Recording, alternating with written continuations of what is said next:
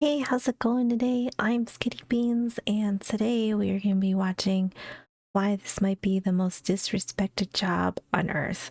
I don't know if this is going to be about conservationists or zookeepers or what. I just added it, so I'm I'm excited to see what we got going on here today. So if you do get a chance, I'd appreciate if you could leave a like and subscribe. It would help me out a bunch. And I have Casual Geographic's video linked in my description below, so be sure to subscribe to him, watch his videos, support him. We like him over here. All right, let's see what this disrespected job is exactly. I'm ready.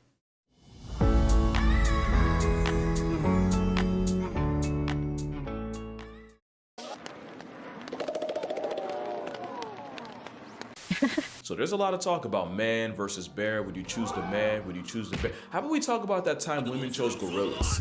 This is Shabani. Wait, what? There was a time when women chose gorillas. What?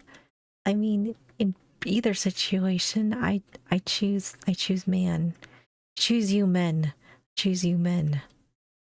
If that counts for anything. I don't know. Shabani is a 27-year-old living in the Hiyashiyama Zoo in Nagoya, Japan, where his face card went viral and caused a direct increase in the number of female visitors. Call him George the way he had these women curious. Last name Clooney, because that's the main guy they compared him to. Oh, and if you couldn't tell, Shabani's also a 400+ pound primate with a perpetual pump. Not only that, he's a loyal husband with 2 wives and children. That's a family man. He got a whole family and more. Couple whole families. I mean, he looks cool. I can't say that I would choose him, but you know. Primate with a perpetual pump. Not only that, he's a loyal husband with 2 wives and children. That's a family man being lusted after. Some of the words used to describe him were punky, heartthrob, metrosexual, spornosexual. I didn't What the hell is a spornosexual? What the hell? Oh, I don't even. What is that? What are we doing? Getting these home wreckers involved in this? Leave them alone. used to describe him were punky, heartthrob, metrosexual, spornosexual. I didn't even know what that meant. One article even asked, quote, would you go for a romp in the jungle with Shabani? Huh? A sinful liaison, that's harambe, at women hot. No. We are not doing that. Oh my gosh. Romp in the jungle with Shabani. Huh? A sinful liaison, that's harambe. At women hot and bothered, that's femme flambe. Call him Susan B. Anthony the way he had women showing up to the poll. Just oh my god. Oh. Nothing like a poll joke, you know? I mean, like, he's a great looking gorilla. But I think that's where it ends, right? Right? I mean, apparently not. Oh my god, people are crazy. Women hot and bothered, that's femme flambe. Call him Susan B. Anthony the way he had women showing up to the poll. Just kidding, real ones know gorillas ain't packing anything but a room. But yeah, Shabani's looks transcended the laws of nature, and if I had a nickel for every time a woman's feelings towards a gorilla made headlines, I'd have 2 nickels. That's like too many, I think. I feel like. No, I feel like this should not be a thing. I'm just saying. For every time a woman's feelings towards a gorilla made headlines, I'd have 2 nickels. Which is too many more than I should have. One woman was a frequent visitor at the Dichar de Blijdorp Zoo in the Netherlands, and her favorite was a silverback named Bakito. Up to 4 times a week, she'd find him, make direct eye contact, and smile. I'm not even gonna explain how much of a gorilla middle finger that is. Keepers tried to warn her, but she didn't listen. Her and Bakito, they had a connection. Oh, they connected all right. Oh god, did he just want to like slaughter her or do other things? I don't know. That doesn't seem like a good idea though. Keepers tried to warn her, but she didn't listen. Her and Bakito, they had a connection. Oh, they connected all right. One day she smiled again and called him constipated because Bakito was not letting that shit slide. Bakito broke out and would proceed to put the beats on her like Afro music. Oh my god, did she die? I can't imagine getting beat by a gorilla. How did he get out though? How did he manage to get out? I have so many questions for such a short story, I'm guessing. Bakito was not letting that shit slide. Bakito broke out and would proceed to put the beats on her like Afro music. And he jumped over a water-filled ditch to do it. Oh, okay, there you go. Jumped over a water... God. Pissed, big mad, big mad. Gorillas hate water. Keto was fed up. He was calmly escorted back home where he lived well for another 16 years until he passed away in April of 2023. Well, that's good. At least nothing bad happened to him. But see, like, you got ears, people. Use them. His get back on his biggest fan /op was immortalized as a word of the year. And the woman, who I originally felt bad for, apparently didn't get hit hard enough. So if y'all don't know, my first aspiration in life was to be a zookeeper. I even had a state-of-the-art custom virtual simulator to prepare. Yeah, that dream flatlined pretty quick. For reasons. But this video It's $18 an hour. virtual simulator to prepare. Yeah, that dream flatlined pretty quick.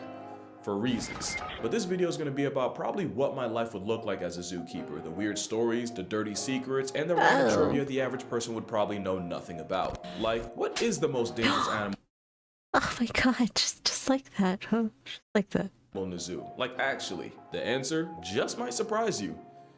Actually, probably not. Born Free USA has a database where you can look up incidents involving exotic animals in America, and if you search up animal attacks by any species in any state in an AZA accredited zoo, you'll see that the #1 culprit are big cats. Oh my goodness. Oof. I don't know what I don't know what my guess. I guess my guess was gonna be like monkeys or something, but maybe they keep a better hold on them. I don't know. I should look up my zoo and see what it says. State in an AZA accredited zoo, you'll see that the #1 culprit are big cats. Because out of 101 recorded injuries, they caused 46 or 38%. Elephants were second at just over 17%, but if Bakidu proved anything, it's that a lot of them had it coming, which is probably why primates earned bronze in brutality at 14%. Reptiles like Komodo dragons and bears like pandas got just over 4% each. 9% were marine attacks by animals like orcas, dolphins, and stingrays, and the remaining 13% were just other. Other being something like a kid falling into a rhino enclosure. Or just other. Okay. Like, wow. That's I kind of want to know about all these now. Remaining 13% were just other. I don't know, Other being something like down. a kid falling into a rhino enclosure or a woman climbing into a giraffe pen and nearly getting kicked off the census. God. Now, take it with a grain of salt, because I thought for sure zebras would be up there, but they weren't even on the list. And I know It's dragging that person by the arm. Holy shit. Oh my goodness. I bet that hurt. I bet that hurts. Now, take it with a grain of salt, because I thought for sure zebras would be up there, but they weren't even on the list. And I know for a fact at least a couple should. But these are attacks. I want to know what zooby's most likely to put a halo on my head. Well, in the same database, if you looked at every time a person got put on a shirt at a zoo, accredited or not, big cats did it over 40% of the time, with elephants at a hair under 30, and surprisingly, bears barely even scratched at less than 9%. But here's that is pretty low considering the big cats and the elephants. That's actually it like drops off really quickly. Huh.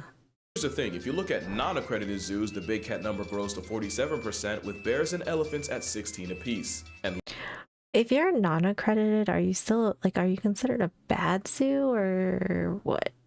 Or like, are you like a sketchy zoo? How is that? I guess I never I guess I thought like all zoos were accredited, but probably I guess not. I guess what constitutes like a non-credited one, and is that like legal? Is that like an okay thing? I don't know. Zoos, the big cat number grows to 47%, with bears and elephants at 16 apiece. And lastly, in accredited zoos, elephants actually took the lead at 47%, big cats were the suspect 33% of the time, and bears weren't even on the board. So if you're a zookeeper at a zoo that actually has its stuff together, statistically, if there's any animal that erases you, it's gonna be an elephant. And if the zoo's suspect, best believe a big cat might be your downfall. But also remember, if it does happen, it'll probably be your fault or your coworkers. Now, if you work at a zoo long enough, eventually some animal's gonna escape, whether it's a minor inconvenience like a bunch of meerkats, or a code red dead to rights and murk on site like a chimpanzee. Oh my gosh. Oh god. Can you imagine if like they sent you out to go deal with this? Oh no. Oh man. Oof. I don't know. That's like get your arms ripped off and peens, right? But I guess it's true though. I mean, like you are housing wild animals, so I guess I mean, it's not like it's ever going to be 100% that like no animal will like ever get out. A minor inconvenience like a bunch of meerkats, or a code red dead the rights and murk on site like a chimpanzee. Oh, no. It's gonna happen, and the best reaction is proaction. So some Oh God, I would have peed my pants and more probably if I was this guy. This looks terrifying. This looks like something out of a horror movie. Oh God. and murk on site like a chimpanzee. It's gonna happen, and the best reaction is proaction. So some zoos do escaped animal drills, but instead of actual animals, yeah. It's people. Yeah. One Japanese zoo will have workers cosplaying as an I mean, it's not a bad idea though, you know? It's so you can just practice. That's funny. animals. Yeah. Yeah. One Japanese zoo will have workers I could cosplaying do as this an animal job. taking a cue from Madagascar and breaking out. Thank God, because I'm not even going to tell you what I thought this was. What the heck? It's a pretty harmless way to remind everyone what to do when an animal gets out. That being said, this would be a tragic time to not be sober at the zoo. But what animal is the most likely to escape? In my non-professional online opinion, there's two. If you want to test how good a spot is at keeping the animal in, you should probably hire the man of the forest or the orangutan. Fu Manchu was an orang that nearly got an entire staff fired because there was a solid week where they would show up to work and the entire orangutan posse would be posted up outside. Oh my gosh, what? I kind of like that story though. That's pretty funny.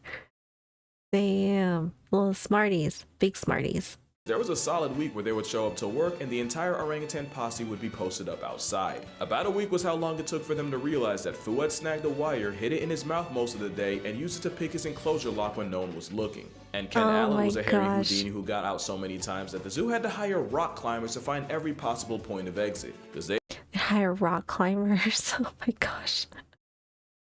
Yo, this is what I think makes animals so cool. It's just so funny. I love this. Who got out so many times that the zoo had to hire rock climbers to find every possible point of exit. Because they didn't know how he got out, and Ken for sure wasn't about to tell them. Oh my. And what did he do with all his freedom? Well, when he wasn't wandering the zoo looking at animals like everyone else, he was pelting rocks at another orang named Otis, because even a 95% vegetarian can make room for beef. Oh my gosh, that's funny. He got out just so and then he spent most of his time throwing rocks at one he didn't like.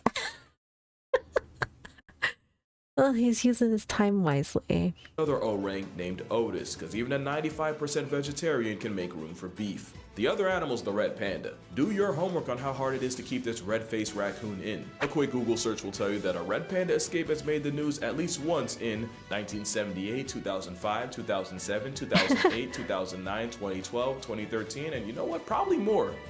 Yeah, probably more. They're so cute though. Oh, I think they are adorable.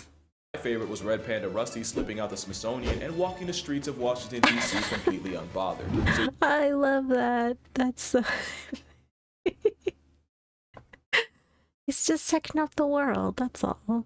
Panda Rusty slipping out the Smithsonian and walking the streets of Washington, D.C. completely unbothered. So yeah, if your job's keeping a ninja panda or a Cheeto-flavored gorilla in check, you're gonna have a bad time. But some animals are a great time to work with, and it's often not the ones you'd expect. Rhinos are legally blind trauma tanks that'll buck up to a butterfly. In a zoo, it's a 2-ton Labrador with the personality of a lap dog. And they put the zoo in zoomies. Turkey vultures are unironically like precocious toddlers that'll follow their favorite keeper around and play games with them. And cheetahs might just be the most people-proof predator of them all.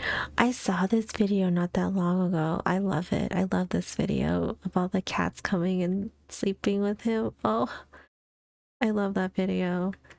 Turkey vultures sound way cool and so sweet. I'm down. I would hang out with a turkey vulture.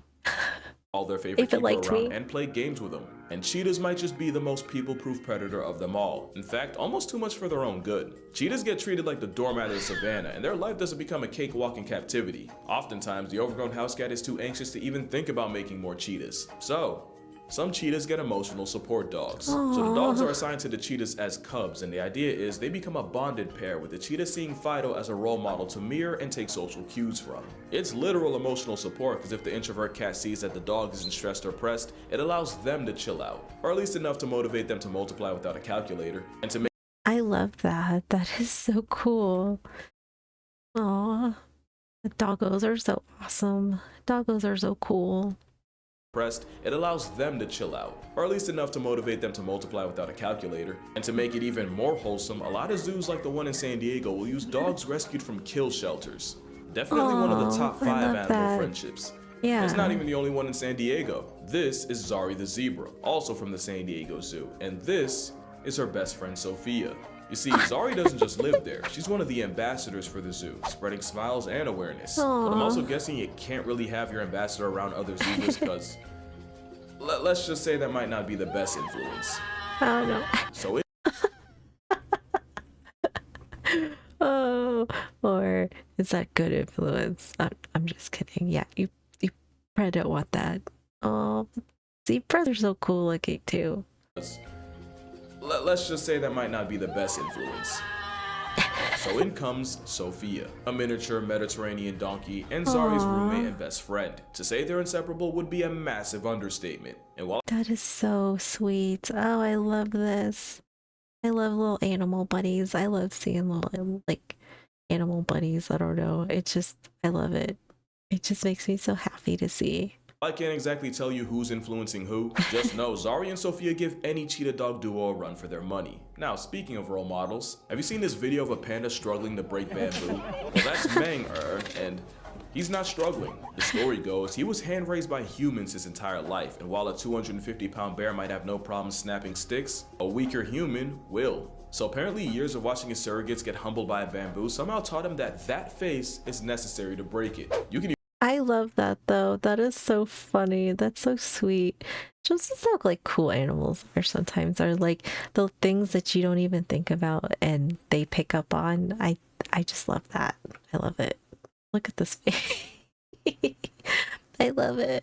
His surrogates get humbled by a bamboo somehow taught him that that face is necessary to break it. Gotta You give can it even the find videos where he breaks it, starts eating, realizes he forgot to struggle just to grimace and continue. Pandas are a lot of things, and apparently Good as Simon Says is one of them. They're also by far the most expensive animal you'll see in a zoo. Any American zoo that wants a panda will have to pay a small annual leasing fee of up to $1 million, Oh along my with gosh. $600,000 for every cub born there. Add the millions to build their enclosures and the Holy. thousands spent feeding them, and the black and white bamboo bear is about 5 times more expensive than second place. And that's literally the biggest thing alive with legs. And best believe they know it, you might never meet a more high maintenance mammal. In 2014, the Chengdu research base set up a live stream so viewers could watch expecting mother, oh these names are killing me, I Hin. I feel him. I feel him so much. I feel like I can't pronounce shit like 90% of the time. So I feel this. I feel this. Live stream so viewers could watch expecting mother, oh these names are killing me, I Hin bring another panda into the world. It was then canceled after it was discovered she had faked her pregnancy. Somehow the same animal that got its brain nerfed by nature figured out that if they can play pregnant even after the hormones wear off, they can finesse preferential treatment. And they're not That is so funny. Oh my gosh. I love that. That is hysterical. Oh, that's great. out that if they can play pregnant even after the hormones wear off, they can finesse preferential treatment. And they're not wrong, any future mother pandas are moved to a single with AC, they get round-the-clock care and more fruits and bamboo. Quite frankly, I don't blame the bears for working smarter. But it gets even crazier. Did you know pandas can be bougie? Mei Lun. They can be bougie. Oh, okay. I love this. Working smarter. But it gets even crazier. Did you know pandas can be bougie? Mei Lun and Mei Hun were two pandas born and raised in the Atlanta Zoo, but were sent back to China in 2013. The only problem? They refused to eat any traditional Chinese meals, only American. They were not rocking with the wo without. They wanted biscuits and cookies. And pandas aren't even the only ones to pull some stuff like this. Japan's Akone. They became picky eaters because they were, I guess what, they were eating food from here first. Oh, I love it. I love it. Wanted biscuits and cookies, and pandas aren't even the only ones to pull some stuff like this. Japan's Akone-en was used to feeding their residents aji, or Japanese horse mackerel, but thanks to inflation, they decided to cut costs by switching to a cheaper alternative, saba. And wouldn't you know, the penguin with king in its name was not about to eat like a peasant. Yeah, he ain't about that life. He knew. He was like, no, this is not my fish. Alternative. Saba. And wouldn't you know, the penguin with king in its name was not about to eat like a peasant, since them and the otters refused to substitute. And the otters, damn. Yeah, same. They had standards. They were like, nuh-uh, nuh-uh. I definitely know better. With king in its name was not about to eat like a peasant, since them and the otters refused to substitute. You see, that's the part of zookeeping they don't tell you. All that time spent preparing fish, slaving away while the stench of your profession dents your social life, just for an uppity tuxedo chicken to choose hunger strike. Man, you know they don't get paid enough for that. That is so true. I mean, I've only seen like a few videos here and there of zookeepers or people that take care of like certain animals or whatever, like at the zoo or maybe at labs or something, or like research places or sanctuaries or whatever. And they definitely do a lot of food prep and a lot of work. So I can only imagine like how frustrating that would be. Like you spend all that time and then they're to go out and feed them, and penguins and otters are just like, nah man, nah, F off and give me the good stuff. I love animals so much for this. It's so funny. I love it. Literally the only compromise was mixing the cheap fish with the aji. As you can see, some animals are way more high maintenance than others, but some are too difficult to even exist in zoos. Think about it. Think of all the zoos you've ever been to and try to see if you can come up with any notable absences. I don't know the last time I went to a zoo though, so I'm not sure. I'm drawing a blank. I don't know. Okay, time's up. When's the last time you saw a moose in a zoo? For a lot. Oh, yeah, that's a good one. A moose. I guess I didn't even think about that. I don't. That's a good one. Good one. A lot of y'all, including me, probably never. You've probably seen bison, bears, bobcats, cougars. We have a bison lookout place. It's like not too far. It's like a little bit of a drive for me, but it's like a bison. I think it's bison. It's like a bison or buffalo. Maybe it's I don't know. It's like a little lookout place, and it's like a sanctuary for them. But I guess at certain times of the day, maybe if you catch it right, you can park like off the side of the highway, and then you can go take pictures of them and stuff. Like you can't go in there, nor would I don't think you'd want to, but it is cool though. So they just get to go live their wildlife in the pretty safe environment over there. So it's pretty cool. Including me, probably never. You've probably seen bison, bears, bobcats, cougars. Y'all know I could speak on wolves, but no moose. Why? Moose have specific diets, they're built like a tank and of course eat like one, and really you can do everything right. They can still pass tense in a few years. And apparently feeding an antler warrior that can't even survive a president's term is a bad investment. So are leopard seals. You'll likely never see the Alp of Happy Feet in the zoo. Narwhals can literally die. I guess I never even thought about that either. Yeah, that seems crazy. I think moose are so cool. Is it moose? Meese? I don't know. What is a plural? I feel so stupid right now. Is moose like a plural or singular? Or I don't even I don't know. But moose are cool. I like them.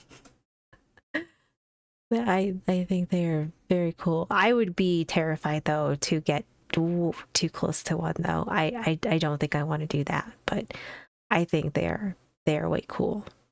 So are leopard seals. You'll likely never see the Alp of Happy Feet in the zoo. Narwhals can literally die of social anxiety, so they're out. Oh no, that's sad. We can't let that. God, you know, I feel that though. There's definitely there been some like situations where I've been out, and I feel like I could die of social anxiety, for sure. I mean, I get it. But that's good that that at least they're not in zoos though, because yeah, that'd be horrible. Never see the Alp of Happy Feet in the zoo. Narwhals can literally die of social anxiety, so they're out. Tarsiers sometimes seppuku themselves in captivity, so that's a no-go. Oh my god, what? That's a thing that they do? Oh my gosh. Oh, yeah, well, don't capture them or, you know, put them in captivity, because that's terrible. And they say dietary restrictions are why proboscis monkeys are rare in zoos. I call bull shark. It's definitely because schnazi might be the most inappropriate animal to take your kids to see. And Oh no. Oh my. Oof. I call bull shark. It's definitely because schnazi might be the most inappropriate animal to take your kids to see. And yes, my head's here for a reason. I'm not Ah! Oh man. Oof. Okay. Got it. because schnazi might be the most inappropriate animal to take your kids to see. And yes, my head's here for a reason. I'm not about to catch an age restriction over an overexposed lipstick dispenser. Or they could just use fake animals, cause it's not like that hasn't happened before. In 1987, a zoo in China was exposed for painting a sun bear and presenting it as a panda. Oh no. That's oh no. Why would you do that? Oh god. And how did the bear let you paint him? It's my next question. That's a sun bear, by the way. In Yeah, it's not 2018, even a zoo in close. Cairo did the same, except they had a donkey and zebra face. Oh my god, what are these people doing? They like what is this? Like don't do not be Was it China that I saw like not that long ago where they like had people dressed up as animals though? Was that just like a thing like not that long ago? I thought I saw that. Like I don't know. Shit's wild. By the way, in 2018, a zoo in Cairo did the same, except they had a donkey and zebra face. 2013, and we're back in China, except this controversy was about their resident African lion. There's a lion. Did y'all even try? But by far, my favorite counterfeit creature story is... This is your line. Bruh, what are you doing over here? I can't. This is... Oh my gosh. I mean, it's... I have no words. I have no words for this. Just, you know, like, it's almost like playing pretend with your pet dog and being like, yeah, like, this is the lion, except, you know, it's on like a bigger scale that actually matters, and maybe you should actually have a lion. Oh gosh. Lion.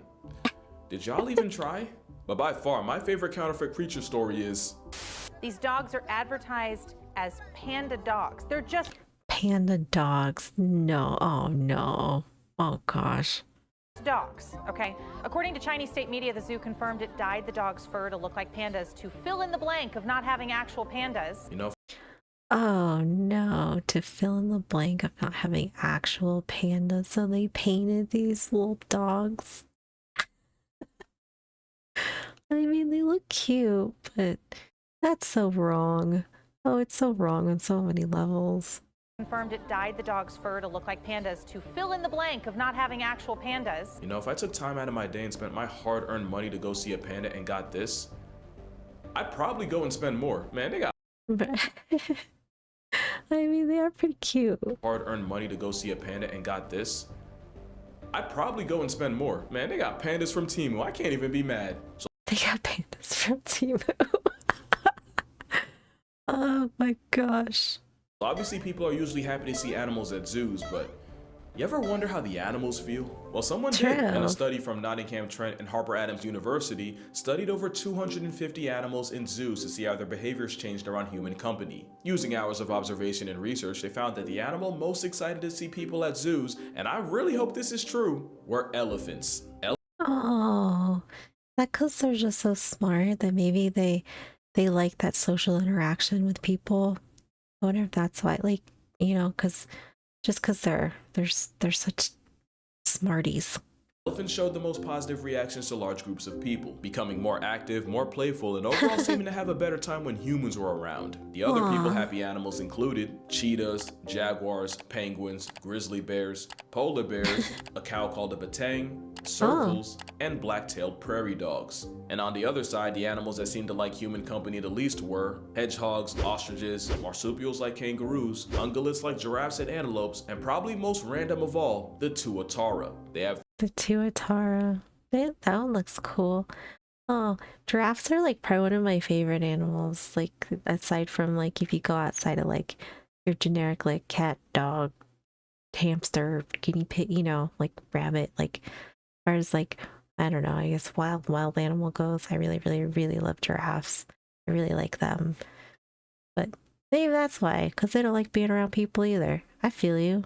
ungulates like giraffes and antelopes, and probably I most love random of all, them. the tuatara. They have 3 eyes and apparently none of them want to see us. As for the rest, the vast majority of animals had no reaction. The study does raise an interesting question, and that's how the pandemic affected zoo animals. Believe it or not, some animals actually started to miss people. The worldwide panoramic Oh. left elephants confused and disappointed. Birds like Oh no. Oh, that's so sad. They were just like, actually where'd all the started to people miss people. go? The worldwide Oh. panoramic left elephants confused and disappointed. Birds like Oh. kias and cockatoos missed the attention. And you even had apes like chimps actively looking for missing visitors. And while the shutdown gave us gems like penguins exploring empty Oh, that's aquariums or a sea cute. lion getting introduced to a tegu, by far the best story to come out was what happened in a Japanese aquarium. You see, the eels in Tokyo Sumida Aquarium were used to people, but the pandemonium turned them back people shy, and those same eels would now hide in the sand whenever a worker or someone would walk past. Oh no. Oh gosh. It's like that's something that actually I never even thought about was how, you know, I mean, because essentially, I mean, unfortunately, animals at zoos are kind of attractions and stuff, but so like if you didn't have people there and I don't know, I mean, like some of those animals have probably been there for years and then all of a sudden all the people go away like overnight, you know?